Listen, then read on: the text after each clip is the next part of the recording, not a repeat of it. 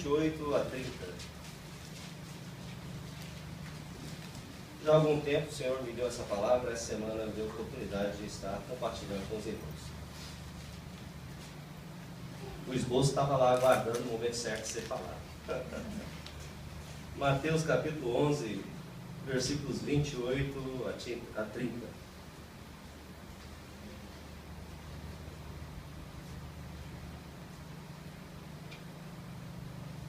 Leamos. Vinde a mim todos os que estáis cansados e sobrecarregados, e eu vos aliviarei. Tomai sobre vós o meu jugo, e aprendei de mim, que sou manso e humilde de coração, e achareis descanso para a vossa alma, porque o meu jugo é suave, e o meu fardo é leve. Um fato comum em nossos dias, conversando com as pessoas, seja aqui na igreja, seja na sociedade, acho que todo mundo, você liga lá para o Brasil, você conversa com algum colega de serviço, né, depois de uma semana de trabalho, acho que comum para todos é que está todo mundo cansado. Cansado. Como é que foi a semana, irmão? Tudo bem, mas fiz tantos anos essa semana, estou cansado. Vocês estão rindo porque é verdade, né? Eu estou cansado, cansado. Cansado de trabalhar, cansado de competir. Esse dia eu estava assistindo um programa de televisão, uma competição entre pessoas que cozinhavam bem, né? Eu achei interessante eu vendo assim aquela competição e eles se agredindo e aquela coisa toda por causa da competição, né? Então, competição cansa, né? Então, trabalhar cansa. Cansadas de não atingirem os seus objetivos. Trabalha, parece que não faz a poupança que quer, parece que não compra a casa que quer, parece que não compra o carro que quer, está cansado de correr atrás do vento, ficar patinando. Cansado também de conselhos. Olha, o conselho está assim, né? No mundo a gente está cansado de ouvir conselhos. Faz alguma coisa de errado, né? Aí vem o pai conversar com a gente, está cansado de conselho. Né? Filho está cansado de conselho dos pais, crente está cansado de conselho do pastor, né? Cansado de ser cobrado, né? Às vezes bate lá na tua porta, olha o condomínio, né? Tem que cobrar de novo o condomínio. É claro, todo mês tem que pagar o condomínio, né? Estou cansado de ser cobrado, né? Cansado às vezes até de servir a Deus. Tem gente que se cansa de servir a Deus, né? Cansado de saber, cansado de conhecer, cansado de aprender, cansado de estudar, cansado de viver, cansado das pessoas, cansados de si mesmos, cansados de tudo, né? Nós encontramos uma sociedade fadigada hoje. Esse processo é tão sutil e é tão silencioso que por vezes nós não compreendemos os motivos que nos conduzem a essa exaustão. Por que será que eu estou tão cansado? Acho que estão passando um aerosol no céu e estão me deixando com sono, né? Por que eu estou tão cansado, né? Qual o motivo dessa exaustão? Será que é o excesso de trabalho? Deve ser. Quando eu fizer só TADE, eu vou ficar descansado. Irmãos, eu já trabalhei de TADE, já fiz eu canso do mesmo jeito. Você fica cansado do mesmo jeito. Será que é o excesso de trabalho? Será que são as poucas horas de sono? É porque eu dormi pouco. Aí você vai, dorme 12 horas, você acorda cansado, com a dor nas costas. Meu Deus do céu, tá doendo tudo, né? Acorda, não são as poucas horas de sono. É a falta de tempo para lazer. Aí você vai lá para o Nagashima, né? Passa o dia inteiro lá, o que acontece depois do dia? Estou cansado. Eu estou cansado de brincar, cansado de dormir, cansado de trabalhar, cansa, né? A falta de dinheiro cansa, né? E aí o casal fica brigando, porque faltou dinheiro, está cansado. A gente fica só aqui dentro de casa, não sai para passear, porque falta dinheiro, estou cansado. Está cansado, né? É interessante que a palavra de Deus nos diz que não existe nada de novo debaixo do firmamento. E Jesus, quando ele estava falando isso com propriedade, há mais de 2000 anos atrás, ele estava falando de um assunto que para nós também é atual e sempre vai ser atual, porque diz respeito à nossa condição humana, nós estamos sujeitos ao cansaço. Todo mundo está, né? Há 2000 anos atrás, Jesus percebeu que as pessoas deste mundo estavam sofrendo de fadiga, né?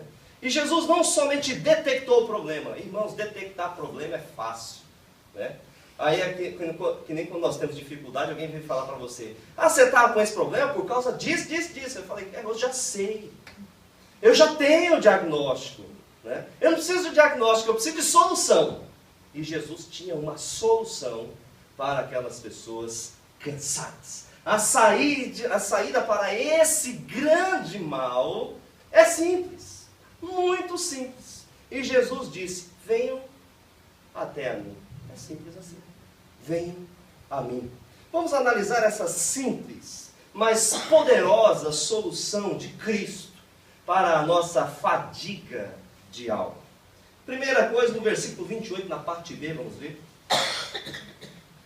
Todos vós que estáis cansados e sobrecarregados. Vamos pensar um pouquinho aqui em cima desses dois termos que Jesus utilizou. Primeiramente, cansaço, ele é conhecido também como fadiga. Vai desde um estado de letargia até dores físicas intensas, né? Você fica com cãibra, né? Tua perna dói. Fisiologicamente, é a incapacidade de continuar a funcionar em ritmo normal. Isso que é a fadiga física. A fadiga, ela é onipresente no universo criado por Deus e também decaído pelo pecado. Lá no texto de Eclesiastes, capítulo 1, versículo 8, nos diz que tudo é canseira, tudo é enfado, tudo é cansaço, né? O pecado, irmãos, cansa. E esse é o ponto nevrálgico onde Jesus toca. A maior fonte de cansaço neste mundo é o pecado, né? Eles estavam bem, Adão e Eva, lá naquele lugar paradisíaco, formidável, até o dia em que eles comeram a maçã. Maçã? Não, o dia que eles desobedeceram, né? Mais um mito, né? Eles desobedeceram a Deus, estenderam as suas mãos e comeram do fruto proibido. E ali então o Senhor lhes deu o veredito.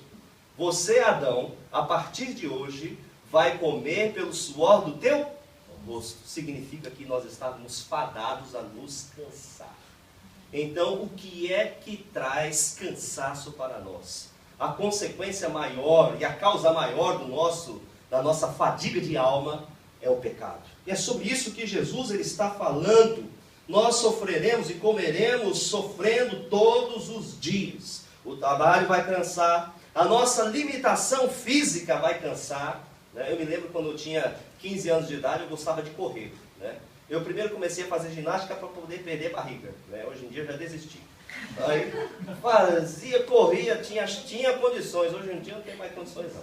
Aí tentam fazer força, mas eu não consigo. Aí eu vou e corria. Aí já dava 8 quilômetros, que tinha a orla marítima lá perto de casa. Eu corria 8 quilômetros, aí já estava ficando cansado. Por quê? A nossa condição física ela é limitada. Nós vamos correr até um determinado momento, nós vamos nos fadigar, nós vamos chegar até o extremo, né, da nossa resistência física, mas vai chegar um momento em que nós não vamos mais conseguir, porque o nosso organismo ele é limitado. Viver cansa, né? Fazer o bem também cansa. Você vê uma pessoa que é boazinha, está sempre fazendo bem, né? Vai chegar uma hora que ela vai dizer assim: eu estou cansado de fazer bem, façam para mim também, né? Ela quer fazer o bem, mas também quer receber, né? Fazer nada também cansa. O cansaço ele é inevitável. Não adianta tentar viver sem cansaço, pois enquanto nós vivemos nesse mundo, você vai se cansar. Te dei uma bela notícia hoje: você vai viver cansado. Agora, nós vamos precisar saber o que nós vamos fazer. A grande questão não é se nós vamos eliminar a canseira da nossa vida, porque isso não vai ser possível. Isso é simplesmente impossível. A grande questão para nós é: em que nós vamos nos cansar? Como nós vamos direcionar a nossa força física? Em que nós vamos empregar nosso tempo e as nossas forças? Nós vamos a ponto de nos ficarmos exauridos e chegarmos ao ponto de fadiga, né? Onde nós vamos aplicar a nossa força? Talvez se você ganhasse na loto, né, eu não aconselho ninguém a participar de jogos de azar. Temos que no estatuto da igreja diz que você não pode participar. Mas, se alguém ficasse milionário do dia para a noite, né, o que ia acontecer? Né? Você iria saber exatamente como você iria empregar esse dinheiro, não é verdade? Eu já fico pensando, eu poderia comprar uma casa que ia investir, que nem diz aquela propaganda lá da Jovem Pan, agora nesses momentos de crise lá do Brasil, fala assim: tijolo, investimento sólido. Está todo mundo sem dinheiro, então vamos investir em imóveis. É bom que o brasileiro ele é criativo em publicidade, por isso que eu gosto de ouvir as propagandas do Brasil, né? Acho interessante. Então, se nós ficássemos ricos de uma hora para outra, eu tenho certeza que a maioria iria investir em imóveis, né? Agora, se você tem força física, em que você vai empregar ou investir essa força física? A grande questão para nós é essa. Aonde nós vamos investir a força? Porque nós temos também uma capacidade de reciclagem dessa força, né? Nós não retemos nada. Salomão empregou força em conhecer, né? Eclesiastes capítulo 2, versículo 17 nos diz que Salomão ele empregou força em conhecer, em experimentar as delícias da vida, conhecer de tudo, fez grandes construções, construiu jardins, plantou todos os tipos de plantas, né? E ali ele pôde usufruir daquelas frutas, ele construiu palácios, ele se dedicou aos relacionamentos, ele escreveu muitos provérbios, e no fim da sua vida ele descobriu que tudo isso era canseiro. Nada nós retemos e no fim não servirá para nada. Toda a sua busca pelos prazeres serviu para algo sim. No caso de Salomão, para ele ficar cansado. Já Paulo, segundo Coríntios capítulo 12, versículo 15, ele nos dá um insight, ele nos dá uma nova visão sobre a possibilidade de empregarmos a nossa força. Paulo, ele nos disse que de boa vontade, ele empregou toda a sua força na obra de Deus. Ele disse, eu me gastarei e me deixarei ser gasto de boa vontade para a pregação deste evangelho. Aleluia. Então ele sabia em que ele estava investindo a sua força. Ele estava investindo a sua força em algo que iria superar, iria transpor essa existência material. E no final, ele iria deixar em depósito e receber nos céus a sua recompensa. Ele estava investindo no reino de Deus, utilizando a sua força física para trabalhar o seu tempo, os seus recursos, a sua capacidade intelectual, para que pessoas viessem a ser salvas pelo Evangelho de Cristo Jesus, e ele sabia que esse esforço não seria vão. E era isso que ele fazia de boa vontade. O texto também nos diz que Paulo ele deixa bem claro, eu não estou investindo meu tempo, eu não estou trabalhando porque sou compelido, sou forçado, constrangido. Mas ele disse, eu estou fazendo isso de muito boa vontade. E esse é o desejo que Deus tem para nós. E nós venhamos nos esforçar. E esse esforço, dentro do reino de Deus, também produziu cansaço a Paulo. Mas também produziu a ele, redundou em recompensa, em galardão e em glória. O cansaço aqui, Jesus se refere no texto de Mateus, é aquele produzido pelo pecado. Uma das grandes mentiras de Satanás é dizer que ficamos descansados e felizes quando nós damos vazão a toda sorte de desejos e vontades da carne, né? Então Satanás fica jogando na sua mente, o dia que eu puder fazer tudo o que eu quiser, né? Aí então eu vou ser feliz e eu vou descansar. Mentira, irmãos. Isso é mentira, né? O movimento hippie na década de 60, o movimento contracultural, ele denominou essa vontade de fazer todas as coisas, essa liberação de liberdade, né? A liberdade. Na verdade, essa suposta liberdade, que é fazer tudo o que deseja, tudo o que quer, se converteu não em liberdade, mas em uma grande prisão. Quando nós observamos a nossa juventude hoje, presa pelas drogas, presa pelos álcools, pelo álcool, pela imoralidade, tudo isso é fruto de uma suposta liberdade que Satanás quis plantar neste mundo. É importante nós observarmos que a verdadeira liberdade é aquela que é vivida com responsabilidade, respeitando, em primeiro lugar, a vontade de Deus, respeitando o direito do nosso próximo e respeitando também o limite do nosso corpo. Essa liberdade, ela nos traz, então, benefícios. Essa liberdade é responsável, também sujeita a um próprio cansaço, ela traz para nós benefícios, alegria, nos traz tranquilidade, traz prosperidade, paz e comunhão com Deus, com nossos irmãos, com nossa família, com os nossos amigos, com a igreja. E nesta paz e nessa liberdade não há pesar. Somente Cristo pode nos dar esta liberdade do pecado. E é isso que é o ponto central do cansaço da humanidade. Ele quer aliviar o peso do nosso sofrimento, nos levando a nos sentirmos perdoados e em total harmonia com Ele. Por isso, Ele nos diz nesse texto: vinde a mim. Porque nele nós recebemos perdão. Porque nele nós temos os padrões corretos para uma vida da maneira como Ele projetou para nós.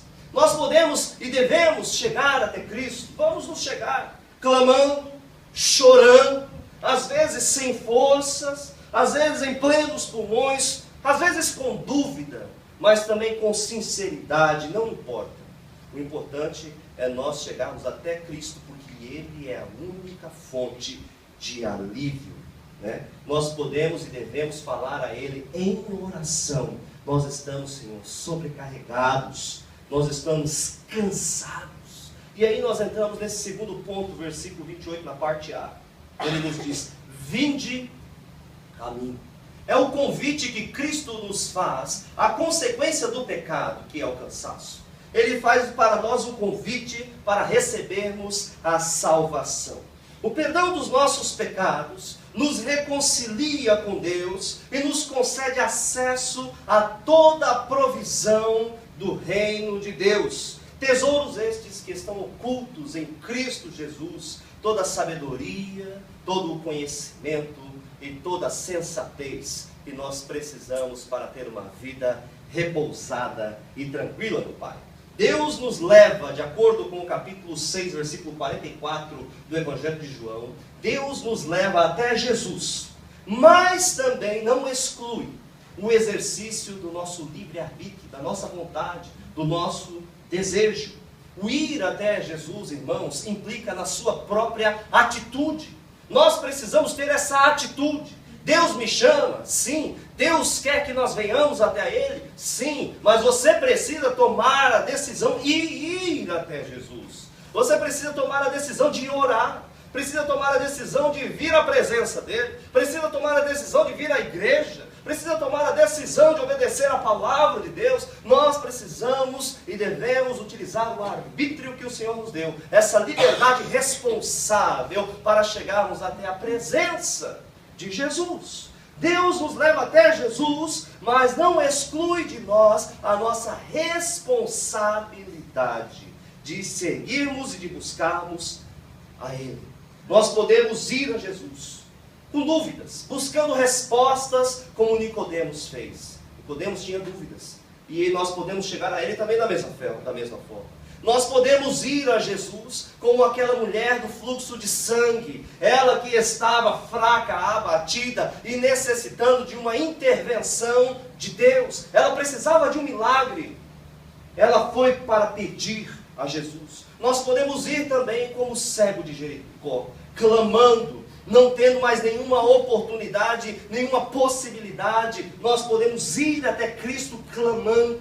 Nós podemos ir também humildes, como foi o chefe da sinagoga, Jairo, percebendo que a sua filha já estava morta. Nós devemos nos humilhar, devemos despojar todo o nosso querer, toda a nossa força pessoal. Nós podemos ir até Jesus e devemos ir com humildade.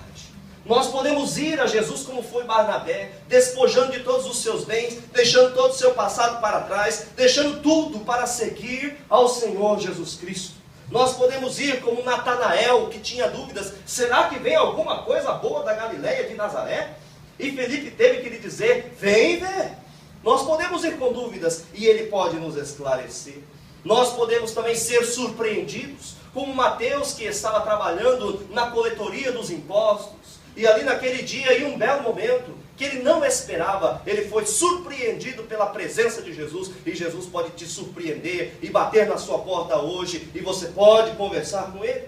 Nós também podemos ser envolvidos pela misericórdia, como foi o apóstolo Paulo. O nosso passado, os nossos pecados, que muitas vezes se avolumam, e nós temos vergonha de chegarmos até a Deus e falamos, eu primeiro vou resolver a minha vida, e depois eu vou buscar a Deus. Nós podemos sim e devemos buscar a Jesus agora, hoje, porque nós podemos contar com a sua misericórdia. E o que é misericórdia? Misericórdia é o cancelamento das dívidas as quais nós somos dignos de pagar. Nós somos e fomos condenados a pagar, mas Ele pode cancelar todas essas dívidas. Nós podemos nos jogar aos pés de Jesus, como aquela mulher que foi surpreendida em adultério. Nós podemos chegar diante dele em uma situação de vida ou morte, mas Deus e Jesus, Ele pode transformar a nossa vida. Seja qual for o contexto, quais forem os empecilhos, qual for o passado de pecados. O importante, irmãos, é nós nos encontrarmos com Jesus hoje, nos encontrarmos com Jesus o quanto antes e permanecermos na sua presença até o seu retorno. Isso é o mais importante para nós. De que vale todo este mundo? De que vale esta vida? Tudo, irmãos, ficará para trás. Jesus nos dá esse grande conselho. Este mundo vai te trazer sobrecarga, vai te trazer o peso, o enfado e a fadiga, mas venham até a mim, porque em mim vocês encontrarão descanso para as vossas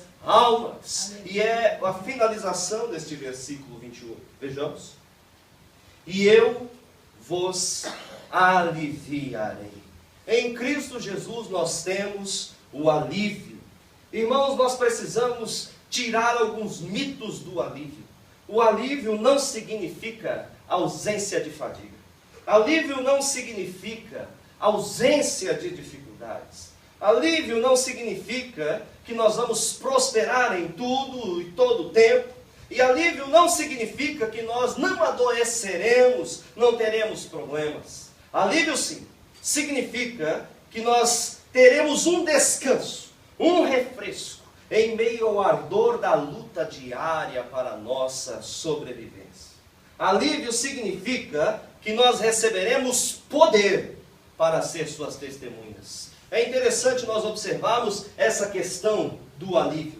O alívio é o poder de Deus. Se eu pedir para uma criança pegar uma mesa pesada, pela sua própria constituição física, ela vai se sentir cansada de transportar essa mesa daqui até o primeiro andar. Mas vamos pedir para um adulto, Fábio, forte, ele pega ali a mesa, já leva lá para o primeiro andar, Qual é a grande diferença? A diferença é que há força, é que há poder. Aqueles que têm o poder de Deus, irmãos, eles fazem coisas que normalmente nós não conseguimos. Não porque nós sejamos mais capazes, mas porque o poder de Deus está sobre nós. E nós fazemos as mesmas tarefas, nós cumprimos as mesmas responsabilidades, e às vezes até muito mais, porque nós temos o poder de Deus sobre nós. E o que significa então alívio? Alívio não significa que Jesus vai pegar o nosso fardo e vai falar, pronto, acabou, agora você não tem mais fardos, agora de agora em diante você não vai ter mais dificuldades. Mas isso significa que eu vou vos dar poder, poder para vencer, poder para superar, poder para fechar a boca dos leões, poder para pregar a minha palavra, poder para vencer as dificuldades, os seus próprios limites, limites emocionais, limites físicos. Nós vencemos todas essas coisas pelo poder de Deus, e isso nos dá alívio. É como se nós pegássemos um carro e estivéssemos tentando correr a 100 por hora na primeira marcha, aquele carro manual, O motor vai explodir, Mas quando nós colocamos na quinta marcha, aquela catraca maior, ela toma a vez na correia dentada, e aí nós observamos o carro fazendo pouco esforço e andando em alta velocidade. E é assim que acontece conosco. O Senhor derrama sobre nós poder para nós fazermos e irmos mais além. Fazemos coisas que normalmente nós não poderíamos, e nós faremos isso de uma maneira descansada. Parece que nós não estamos empregando esforço, porque nós estamos na presença de Deus. Nós nos sentiremos fadigados por atividades pequenas, por pequenas responsabilidades, enquanto nós não temos o poder de Deus sobre nós. Mas quando nós tivermos o poder de Deus sobre a nossa vida, nós conseguimos realizar as mesmas coisas. e até muito mais por causa da sua presença em nós. E nós poderemos carregar o que for preciso, e Ele nos dará mais, Ele nos dará ânimo, nos dará mais disposição emocional, nos dará também mais otimismo, nos dará mais forças físicas, nos dará mais esperança, mais alegria. E por que muitas vezes nós ficamos deprimidos, nós ficamos angustiados, parece que o mundo está sombrio? É porque nos falta poder, irmãos. Nós precisamos de alívio. Esse alívio só é produzido pela presença de Deus. Então eu preciso orar mais, eu preciso buscar mais, eu preciso vir até Jesus para que Ele possa aliviar o meu fardo. Não porque Ele vai retirar o fardo, mas porque Ele vai me dar poder para ser testemunha. Ele vai me dar poder para viver uma vida diferente. Ele vai me dar poder para obedecer. Ele vai me dar poder para andar dentro do seu propósito. Ele vai me dar poder para vencer os obstáculos. Ele me dará poder para viver em santidade. Ele me dará poder para perseverar até o fim, porque o poder de Deus nos dá alívio. Nós precisamos deste poder que nos dá mais alegria, e nos dá mais esperança, e nos dá mais produtividade, e nos dá mais boas obras, mais serviço no reino de Deus, mais consagração, mais santidade, mais compromisso, mais obediência, e por fim, irmãos, um galardão maior. O alívio de Deus produz em nós a capacidade de herdarmos até mesmo um galardão superior. Por isso Jesus nos dá essa simples solução: vinde a mim. Vá a Ele em oração, vá a Ele em jejum, vá a Ele buscando, clamando, chorando, falando. Vá até a presença dEle. Talvez você tenha chegado aqui nesse lugar, nesse salão, nessa igreja, nesse templo, cansado, tentando também esconder esse sentimento. E quando as pessoas te perguntarem, tudo bem, irmão, você vai colocar o melhor sorriso que você tem em seu rosto. Você vai dar a melhor resposta que a sua força emocional tem condições de dar. Você vai fazer a melhor aparência. Você vestiu a melhor roupa. Mas só Deus sabe como está o seu coração. Só Deus sabe como está a sua vida, como tem sido a sua vida. Mas eu tenho uma boa notícia. Jesus te chama, vinde a mim, que eu vos aliviarei. Jesus está vendo o seu interior. Jesus está vendo, muitas vezes, esse cansaço emocional. E Ele tem uma resposta. E Ele tem uma alternativa. E Ele tem não somente um diagnóstico, mas Ele tem uma solução. E essa solução, irmãos, é simples. E Ele quer te entregar. Vamos pedir isso. Peça todos os dias em oração. Peça insistentemente. A palavra de Deus nos diz que nós precisamos bater a porta, bater insistentemente e buscar, como aquela parábola daquela senhora pobre que clamava pelo juiz a solução dos seus problemas. Nós podemos e pedimos pedir constantemente e insistentemente, e Deus vai te renovar, Deus vai te capacitar, Deus vai te aliviar, e pelo poder de Deus, você vai conseguir dar passos maiores que pessoas comuns não conseguem. Mas você só consegue pela presença de Jesus ao seu lado. Vinde a mim. Este não é o fim do caminho, irmãos. Nós precisamos ir além. E o mundo que nós estamos vivendo não está para brincadeira. Perseguidos na democracia, perseguidos no comunismo, perseguidos no islamismo, como diz o texto bíblico, odiados de todas as nações. Nós precisamos estar alertas e nós precisamos ser fortalecidos pelo poder de Deus, para nós não sucumbirmos à maldade que está a nos cercar. Nós precisamos e não podemos desistir, não podemos ser vencidos e ficar prostrados. Por isso nós precisamos chegar até a presença de Jesus. Amém. Ele pode te aliviar. Amém? Vamos nos colocar. Tomai sobre vós o meu jugo e aprendei de mim, que eu sou manso e humilde de coração, e achareis descanso para a vossa alma, porque o meu jugo é suave e o meu fardo é leve. Pai, em nome de Jesus, nós nos chegamos à tua presença em oração nesse instante, Senhor. Meu Deus, dá alívio, Senhor, àqueles que precisam nesta noite. Espírito de Deus, Só o Senhor pode trazer o alívio. Não sei, Senhor, eu não conheço, mas o Senhor conhece em profundidade a cada um dos meus irmãos. Por isso eu te peço nesse instante, Senhor, vai trazendo o alívio de alma que eles necessitam, em nome de Jesus. Aquele que está se sentindo cansado, fadigado, Senhor, meu Deus, leva-o até a Ti, porque em Ti nós temos o poder para sermos aliviados e fazermos todas estas coisas e andarmos neste mundo e andarmos com alegria, com otimismo, andarmos com vigor emocional e físico por causa somente, única e exclusivamente pela presença intensa do Teu Espírito Santo.